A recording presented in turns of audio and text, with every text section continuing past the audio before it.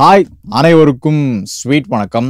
So மாநாடு 2.0 உங்கள் விஜய் நான் வரேன் அப்படின்ற கேம்பெயினோட பயங்கரமாக செமையாக நடந்து முடிஞ்சிருக்கு.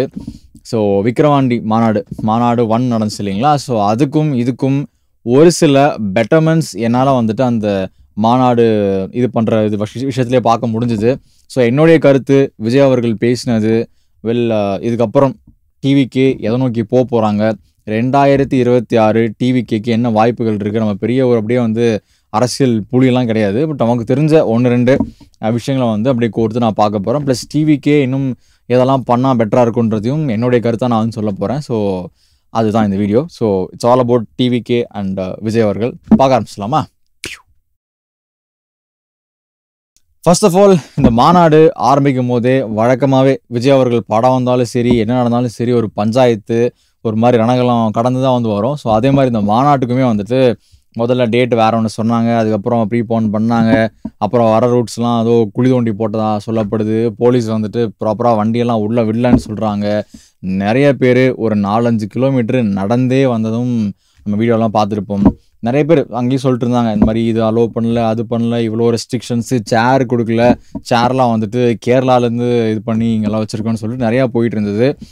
நல்ல வேலையாக அந்த கம்பம் நட்டாங்க பார்த்தீங்களா, அது 2 நாளைக்கு முன்னாடி நினைக்கிறேன், அப்படியே சாஞ்சு ஒரு காரில் விழுந்து அது அப்பளமாட்டம் நொறுங்கி, இது என்ன புண்ணியமோ தெரில, எந்த ஒரு உயிர் சேதமும் ஏற்படலை. ஒரு வேளை யாராவது இறந்துருந்தாங்க அப்படின்னா இதையே ஒரு பெரிய டாப்பிக்காக வச்சு பயங்கரமாக இது போயிருக்கும். ஸோ நல்ல வேலை காட்ஸ் கிரேஸ் எதுவுமே வந்து நடக்கலை. ஸோ வழக்கம் போல் இத்தனை தடைகளையும் தாண்டி இன்னைக்கு ஸோ மதுரையில் இந்த மாநாடு வந்துட்டு சக்ஸஸ்ஃபுல்லாக நடந்து முடிஞ்சிருக்குன்னே வந்துட்டு சொல்லலாம். குறிப்பாக போன மாநாடுக்கும் இந்த மாநாடுக்கும் பார்த்திங்கன்னா, போன மாநாட்டில் தண்ணி நிறைய பேர் கிடைக்கல, தண்ணி குடிக்காமல் நிறைய பேர் வந்துட்டு மயக்கம் போட்டு விழுந்தாங்க. இந்த போதிய அரேஞ்ச்மெண்ட்ஸ் எல்லாம் ப்ராப்பராக இல்லை, வெயில் பயங்கரமாக இருந்துச்சு, எங்கே ஒதுங்கிறதுன்னு தெரியலன்னு சொல்லிட்டு இந்த மாதிரி நிறைய கம்ப்ளைண்ட்ஸ்லாம் வந்துச்சு இல்லைங்களா? ஆப்வியஸாக ஒரு மாஸ் கேதரிங், ஒரு பெரிய க்ரௌடு, ஒரு 10 லட்சம் அப்படிலாம் வரும்போது வந்துட்டு ஒரு சில விஷயங்கள் என்ன தான் பண்ணாலும் எல்லாரையும் வந்துட்டு சாட்டிஸ்ஃபை பண்ண முடியாது. ஆனால் இந்த முறை இன்னும் கொஞ்சம் எக்ஸ்ட்ரா வந்துட்டு சில விஷயங்களை கவனத்தில் கொண்டு பண்ண மாதிரி இருந்துச்சு. ஃபார் எக்ஸாம்பிள், அந்த தண்ணியெல்லாம் வந்துட்டு ரொம்ப பக்கத்தில் ஒரு மாதிரிலாம் வச்சுருந்தாங்க. ஸோ ஒரு வேளை டேப் உடஞ்சா கூட வந்துட்டு அதை ப்ராப்பராக க்ளோஸ் பண்ணுற மாதிரி சில விஷயங்கள்லாம் அதை வச்சுருந்தாங்க. அதே மாதிரி வந்து இது ரொம்பவே எனக்கு பிடிச்சிருந்துச்சு. ஏதோ மேலேருந்து வந்து அந்த அக்ரிகல்ச்சரல் ட்ரோன்ஸ் மூலமாக வாட்டரை வந்து சின்ன அப்படியே ஸ்ப்ளாஷ் பண்ணுற மாதிரி, அந்த வெயில் கொஞ்சம் பார்த்துருக்க மாதிரிலாம் வச்சுருந்தாங்க. ஸோ அதே மாதிரி வந்துட்டு அந்த உள்ளே விட்டுறதும் என்ட்ரி பாயிண்ட்டு, எக்ஸிட் பாயிண்ட்டு, அந்த பார்க்கிங்கு, போன மாநாடோட இந்த தடவை மேபி அந்த இடம் ரொம்ப பெருசுன்றதுனாலையும் இன்னும் கொஞ்சம் ஆக்சசிபிளான ஏரியா அப்படின்றதாலையும் அதுவும் கொஞ்சம் ப்ராப்பராக தான் இருந்துச்சு. So on the whole arrangements வந்துட்டு போன மாநாடு கம்பேர் பண்ணும்போது எனக்கு பெட்டராகவே இருந்துச்சு. ஃபைன், ஓகே, இதை வந்துட்டு நான் சொல்லணும்னு நினச்சேன். ஒரு சின்ன ஒரு kudos to the arrangement team. இப்போது விஜயனாவோடைய ஸ்பீச். ஸோ ஆஸ் யூஷுவல் இந்த பொலிட்டிக்கல் என்ட்ரி வந்ததுக்கப்புறம் விஜய் அவர்களுடைய ஸ்பீச்சு எல்லாமே வந்துட்டு ஒரு மாதிரி இந்த நார்மல் டெம்போலேருந்து ஒரு மாதிரி ஒரு ஹையில் தான் வந்து பேசிகிட்டு இருக்கிறாரு. ஸோ இந்த மாதிரிலாம் விஜய் அவர்கள் பேச வந்து பார்த்துருக்கவே மாட்டோம். ஸோ மாநாடு 1 ஆல்ரெடி பார்த்துட்டோம். அதில் எவ்வளோ கத்தின்னு சொல்ல முடியாது, எவ்வளோ ஒரு ஆக்ரோஷமாக, எவ்வளோ ஒரு ஃபியர்ஸாக பேசினாருன்னு சொல்லிட்டு. ஸோ கிட்டத்தட்ட அதே மாதிரி தான் இன்றைக்கி நடந்து முடிஞ்ச மாநாட்டிலையும் தலைவர் வந்துட்டு பேசியிருக்காரு. ஸோ அவர் சொன்னதில் ஒரு சில பாயிண்ட்ஸுக்கு ஆன்சர் எனக்கு கிடைச்ச மாதிரி இருந்துச்சு. நம்ம எல்லாருமே வந்துட்டு மேபி கலாய்ச்சிருப்போம் ஃப்ரெண்ட்ஸ் மத்தியில் வீட்டில் பேசும்போது, என்னப்பா விஜய் ஒருத்தர் தான்ப்பா கட்சியில் இருக்கிறாரு, கூட என்னமோ புஷி ஆனதை வச்சுக்கிட்டு என்னமோ பண்ணுறாங்க, அதெல்லாம் எப்படி வந்துட்டு செட் ஆகுமா அப்படின்னு சொல்லிட்டு நம்ம நிறைய பேசியிருப்போம். நான் பேசியிருக்கேன் யூஸ்வலாக. ஸோ அதையே கோட் பண்ணி வர அவர் அந்த ஸ்டேஜ்லேயே பேசினார். ஏன்னா வந்துட்டான் கூட வந்து ஏதோ புஷி ஆனதுன்னு ஒருத்தர் வச்சுட்டு என்ன பண்ண முடியுன்ற மாதிரிலாம் அவரே வந்துட்டு சொன்னது. அண்ட் அந்த உங்கள் தொகுதி வேட்பாளர் நான் வந்து அறிவிக்க போகிறேன்னு சொல்லிட்டு அவர் பேரையே எல்லா இதுலேயும் வந்து கோட் பண்ணது ஒரு நல்ல மொமெண்ட்டாக இருந்துச்சு. ஸோ அதுவும் விஜய், தெற்கு விஜய், கிழக்கு விஜய், ஸோ அப்படின்னு சொல்லிட்டு. ஸோ அந்த ஹோலாக டிவிக்கு இந்த 2026 எலெக்ஷனுக்கு அவங்க வெறுமனேன்னு சொல்ல முடியாது, அவங்க பாயிண்ட் அவுட் பண்ணுற இந்த one and only power house வந்துட்டு விஜய் அவர்கள் மட்டும்தான். ஏன்னால் இந்த குறுகிய காலத்துக்குள்ளே மற்ற நிர்வாகிகள்லாம் வந்துட்டு எந்தளவுக்கு பயங்கரமாக அப்படியே அவங்களும் சூப்பராக பண்ணுறாங்க, இவங்களும் சூப்பராக பண்ணுறாங்க, அந்த பேர்லாம் எந்தளவுக்கு கொண்டு வர முடியும்னு தெரியல. ஸோ அதனால் 2026 பொறுத்த வரைக்கும் டிவிகே கட்சியோடைய the one and only face Vijay அவர்கள் தான் இருக்க போகிறாரு. ஸோ 234 கான்ஸ்டிடுவன்சிஸ் அவர் ஆல்ரெடி சொன்ன மாதிரி எல்லா பக்கமுமே என்ன தான் வேறு சில கேண்டிடேட்ஸாக நிற்பாங்க, பட் விஜய் அவர்களுடைய ஃபேஸு, அவருடைய அந்த இதுக்கு தான் வந்துட்டு ஓட்டு விடுன்றது நம்ம ஆல்ரெடி கெஸ் பண்ணது தான். பட் அது இந்த முறை வந்துட்டு அவங்களே அக்னாலேஜ் பண்ணது இன்னுமே சிறப்பாக இருந்துச்சு. ஸோ பாயிண்ட் நம்பர் 2 எனக்கு தோணுது பார்த்தீங்கன்னா, போன மாநாட்டில் டிஎம்கே பிஜேபியை வந்துட்டு கொஞ்சம் தாக்கி பேசியிருப்பார். இவங்க அது பண்ணல இது பண்ணல வாடவர் அவங்க என்ன பண்ணாங்களோ அதை பற்றி பேசியிருப்பார். இந்த முறை ஏடிஎம்கேவையும் கொஞ்சம் நைஸாக வந்து உள்ளே சொறி விட்டுருக்கிறாரு. ஆனால் எம்ஜிஆரை வந்துட்டு சொருவில் பேசிக்காக அவர் சொல்ல வர்றது, ஏடிஎம்கே இப்போ வந்து தத்தளிச்சுக்கிட்டு இருக்கு, ப்ராப்பரான ஒரு லீடர் வந்து கிடையாது, ஸோ நான் வந்து எம்ஜிஆர் வழியில் நான் வர ஆசைப்பட்றேன்ற மாதிரி ஒரு விஷயத்த வந்து சொல்லியிருப்பார். ஸோ அவர் வந்து ஏடிஎம்கேவை ஆன் த ஹோலாக எதிர்க்கலை. மேபி அவர் பேசின பாயிண்ட்ஸ்லாம் வந்துட்டு ஏடிஎம்கே தொண்டர்களையும் டிவிகே பக்கம் இழுக்கிற மாதிரி சில விஷயங்களாக இருந்துச்சு.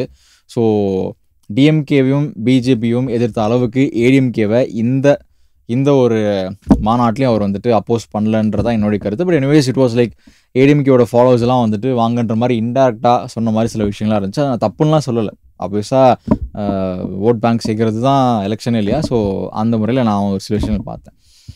அதே மாதிரி 3வது விஷயம், என்னதான் விஜய் அவர்கள் வந்துட்டு ரொம்ப இப்போ நீங்கள் விஜய் அவர்கள் பேசுறது பார்த்தீங்கனாலே வந்துட்டு ஒரு ஏதோ ஒரு அரசியல் தலைவர்ப்பா வந்து பேசுகிறார் அப்படின்றது மாதிரி இல்லாமல், ரொம்ப அவருடைய எல்லா வார்த்தைகள்லையும் அவருடைய எல்லா ஸ்டேஜோட ஸ்பீச்சஸ்லையும் வந்துட்டு நீங்கள் கவனிச்சா தெரியும், நான் உங்கள் விஜய், உங்கள் தம்பி ஆர் உங்கள் அண்ணன் ஆர் உங்களுடைய தாய்மாமன் அவரே சொல்லியிருந்தார் இந்த இதில். ஸோ அந்த மாதிரி வந்துட்டு உங்கள் வீட்டில் ஒருத்தன்னா நான் வந்துட்டு யாரோ ஒரு ஆக்டரோ ஒரு பெரிய ஆளோலாம் கிடையாது, ஐ எம் ஒன் அமோங் யூன்றத எல்லா ஸ்பீச்லேயும் வந்துட்டு தெளிவாக வந்துட்டு மைண்டில் வந்துட்டு பதிய வச்சுட்டே இருக்கிறாரு.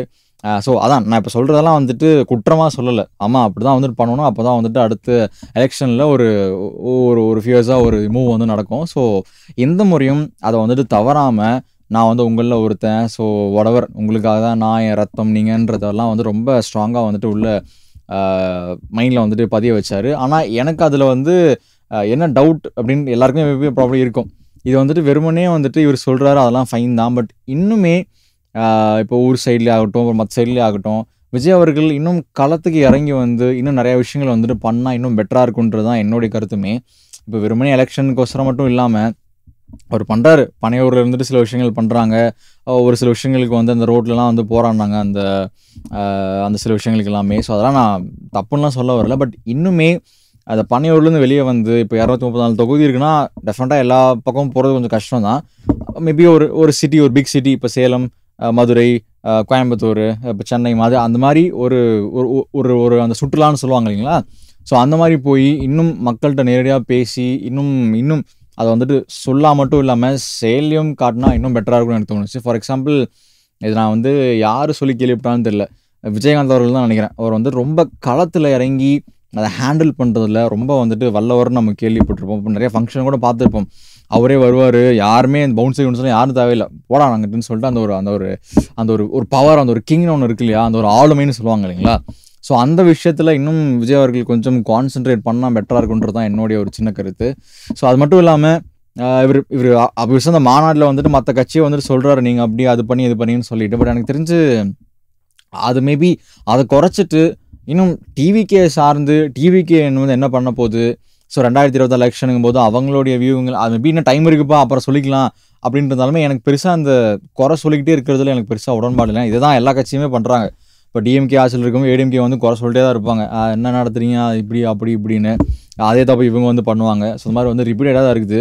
ஸோ இந்த குறை சொல்கிறத விட்டுட்டு ப்ராபப்ளி வேறு மாதிரி ஆக்கப்பூர்வமாக, ஃபார் எக்ஸாம்பிள் இந்த ஏர்போர்ட் வந்துட்டு அங்கே வருது அப்படின்றதெல்லாம் பேசிகிட்டு இருக்கோம் இல்லைங்களா. ஸோ அங்கே வர வேண்டிய ஏர்போர்ட்டு வேறு எங்கே வந்தால் பெட்டராக இருக்கும் அப்படின்றதுக்கு ஒரு சொல்யூஷன் தர மாதிரி சில விஷயங்கள் சொல்லலாம். ஸோ அந்த மாதிரி கொஞ்சம் ஒரு ஆக்கப்பூர்வமாக சில விஷயங்கள் வந்துட்டு அங்கே வந்து சொல்லியிருந்தா இன்னும் பெட்டராக இருக்குன்றது என்னுடைய கருத்து. மற்றபடி ஸ்பீச் நல்லா இருந்துச்சு, ஃபேஸாக பேசினார், எங்கேஜாக வச்சுருந்தாரு, ஒரு 40 மினிட்ஸ் மாதிரி பேசியிருப்பார்னு நினைக்கிறேன். ஸோ 40 நிமிஷமே வந்துட்டு ரசிக்கும்படியாக தான் இருந்துச்சு. அண்ட் கண்டிப்பாக டிவிக்கே தொண்டர்களுக்கு ஒரு பூஸ்ட் சாப்பிட்ற மாதிரி தான் டெஃபரெண்ட்டாக இருக்கும். ஏன்னா அவ்வளோ வெயில் கஷ்டத்தை தாண்டி வந்திருக்கிறாங்க. ஸோ எல்லாமே ஃபைன் தான், யங்ஸ்டர்ஸ் பலம் இருக்குது, மக்கள் மத்தியில் ஒரு மாற்றம் வேணுன்ற எண்ணம் இருக்குது. ஸோ அப்படி இருக்கும்போது மாற்றம் அப்படின்றது வந்துட்டு நம்ம சொல்கிறோம், ஆப்வியஸாக சில விஷயங்கள் டிஃப்ரென்ஸ் தெரியுது, இருந்தாலுமே இந்த இந்த மற்றவங்கள பற்றியே ரொம்ப திட்டி பேசிகிட்டு இருக்கிறது, ஸோ இந்த மாதிரிலாம் கொஞ்சம் மேபி ஃப்யூச்சரில் ஒமிட் பண்ணி, இது என்னோடய கருத்து தான், இது அவர் பண்ணணும்லாம் நான் சொல்லலை, பட் எனக்கு தோணுதை நான் சொல்கிறேன், அதை கொஞ்சம் ஒமிட் பண்ணிவிட்டு இதெல்லாம் பண்ணலாம், இந்த மாதிரி பிளான்லாம் இருக்குது, இதெல்லாம் பண்ணால் இன்னும் பெட்டராகும் அப்படின்றத வந்துட்டு இன்னும் ஒரு ஸ்டேட்மெண்ட்டாக எடுத்து வச்சா அது இன்னும் அழகாக இருக்கும், பார்க்குறதுக்கும் அழகாக இருக்கும், கேட்குறதுக்கும் நல்லாயிருக்கும். ஒரு ஆடியன்ஸாக, ஒரு காமன் ஆடியன்ஸ் கூட கரெக்டு தானேப்பா விஜய் என்ன தப்பாக சொல்கிறாரு, கரெக்டாக தான் சொல்கிறாருன்னு சொல்லிட்டு அப்போது இன்னும் வந்துட்டு டிவி கேக்கு தொண்டர்களும் சரி அது ஓட்டாக மாறுறதுக்கான வாய்ப்பு இன்னும் அதிகமாக இருக்குன்றது எனக்கு தோணுது. விஜய் எப்படி ஒவ்வொரு மாநாட்டிலையும் ஒவ்வொரு ஸ்டேஜ்லேயும் வந்துட்டு நான் உங்களில் ஒருத்தன், உங்கள் தம்பி, உங்கள் அண்ணன், உங்கள் தாய்மாமன்னு சொல்கிறாரோ அது கூட சேர்த்து இந்த மாதிரி இன்னும் கொஞ்சம் இந்த ப்ராக்டிக்கலாக அப்ளை பண்ணுற விஷயங்கள், இந்த ப்ராப்ளம்ஸ்க்கு ஒரு சொல்யூஷன் கொடுக்குறதுன்றதை வந்து இன்னும் சேர்த்து பேசினார் அப்படின்னா டெஃபினட்டாக எல்லார் மத்தியிலுமே ஒரு ஸ்ட்ராங்கான ஃபோர்ஸாக விஜய் வந்துட்டு இருப்பார்ன்றதில் எனக்கு எந்த ஒரு மாற்று கருத்தும் இல்லை. By the end of this video on the whole சொல்லணும் அப்படின்னா 2026 இப்போதைக்கு அங்கங்கே சில கருத்து கணிப்புலாம் வச்சு பார்க்கும்போது விஜய் அவர்கள் ஒரு 10லேருந்து ஒரு 15க்குள்ளே மேபி வரலாம், அதுவே ஜாஸ்தின்ற மாதிரி சொல்கிறாங்க. ஸோ எனக்கு தெரில, எனக்கு அந்த நுவான்சஸ் எப்படி வரும்லாம் எனக்கு தெரியல. ஸோ உங்களுடைய கணக்கு என்ன? விஜய் அவர்கள் 2026 எவ்வளோ பர்சன்டேஜ் அந்த ஓட் பேங்கை வாங்குவார்ன்றதை கமெண்ட்டில் லீவ் பண்ணுங்கள். எனக்கு தெரிஞ்சு மேபி ஒரு 15 to 20 ஆர் 15 பக்கத்தில் ஏதோ ஒரு நம்பர் வரும்னு எனக்கு தோணுது. ஸோ எனிவேஸ் 15 வந்தாலே ரொம்ப பெரிய நம்பர் இது. ஸோ பார்க்கலாம், எல்லாமே இமேஜினேஷன் தான், ஒரு மாற்றமாக தான் நல்லா தான் இருக்கும். ஸோ கண்டிப்பாக ஒரு மோனோபோலி அப்படின்றது வந்துட்டு ஒரு மாதிரி இட்ஸ் நாட் குட் எனிதிங். எந்த பிஸ்னஸ் எதை எடுத்துக்கிட்டாலுமே வந்துட்டு மோனோபோலின்றது டேஞ்சர் தான். ஒரு இருமுனை போட்டி இருந்தால் தான் வந்துட்டு ஒரு பெட்டர்மெண்ட்ஸும் ஒரு நல்ல ஒரு ஹெல்த்தியான ஒரு இதுவும் இருக்கும். ஸோ அந்த வரிசையில் ஏடிஎம்கே எனக்கு தெரிஞ்சு இப்போ வந்துட்டு ஒரு ஃபியர்ஸாக முதல்ல இருந்த மாதிரி இருக்கான்னு கேட்டிங்கன்னா எனக்கு அப்படி தெரில. ஸோ டிவிக்கே வந்திருக்கு. ஸோ இதனால் டிஎம்கேவும் போட்டி போட்டுட்டு ஐயோ இவெல்லாம் இவ்வளோ சொல்கிறாங்களே, நம்மளும் ஏதாவது சொல்லுமே ஏதாவது பண்ணுமேன்னு சொல்லிட்டு வந்தால் டெஃபினட்டாக அட் த எண்ட் வந்துட்டு பலன் அடைய போகிறது மக்கள் தான். ஸோ எனிவேஸ் ஒரு good competition is on. So TVK vs DMK 2026 I am so excited. அதுக்கு முன்னாடி எப்படியும் ஒரு 6 months முன்னாடி தான் ஆரம்பிச்சிருவாங்க அந்த சுற்றுலா போகிறது, அவங்கள மீட் பண்ணுறது, இவங்களை மீட் பண்ணுறதுன்னு சொல்லிட்டு. ஸோ ஒரு மாதிரி ஜாலியாக தான் இருக்க போகுது. So that's it for today. So மீண்டும் நாளை மற்றும் ஒரு தேங்க்யூ, பாய்.